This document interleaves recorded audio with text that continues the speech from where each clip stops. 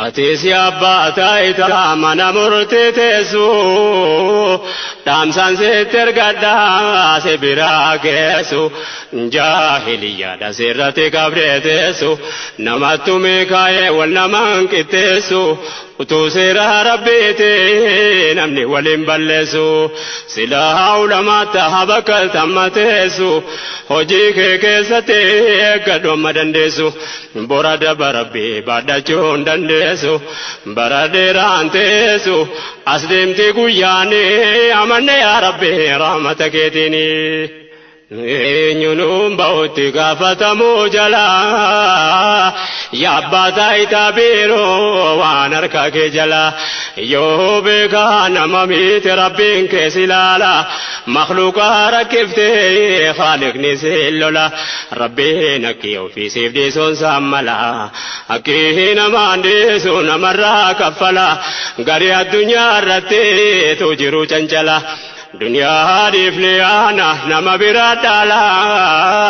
yerona sinafu midin namofjala harrase bariu sete galgala namu asirra gala guyan sadum nane amanne ya rabbi rahmataketini sirra fuchufta rabbi wan sefkenne ya kan rabbi yero fango sitikenne goftan ke arkada kamalun dokanne bakka jirtu takadini kenda kanne akasaba bake namnin ballamamne jarri durnama mide nam tokwasinafne dunya rajira chunratin jalkamne ababo akakun dumnan nuti dufne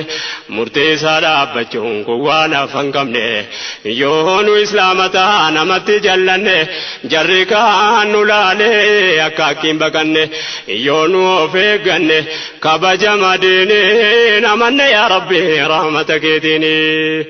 Rabbi wa namaf kenne namarra fudata obdura ko famite wanda presiadata basabu sanun gaitara dabarfata enyono asina fu kambira dalata bakata fa rabbi wa hunda toata khairi sharri guddoti ko yom dagata motin sharamne sabbantaita kana firi arganne dangasa egata itinu gafata amri sadinani amanne ya rabbi rahmataketini Undan imne garin fufunane kesa gafadu errajala bekarra dagesa kullukum ra'in jada qawlena bikesa kununda jirenya ilmana ma kesa ergama rabbin barsise bolesa muti kabi hamawjatu mana kesa amana dawanne harkana ma kesa wanu marka kabdun gafada muftesa burnuti dihesa wanu yakineni amanne ya rabbi rahmataketini Ya nama khairi hojjatu siha gammacheesu kan rabbi hojjate isaaf jecha dhiisu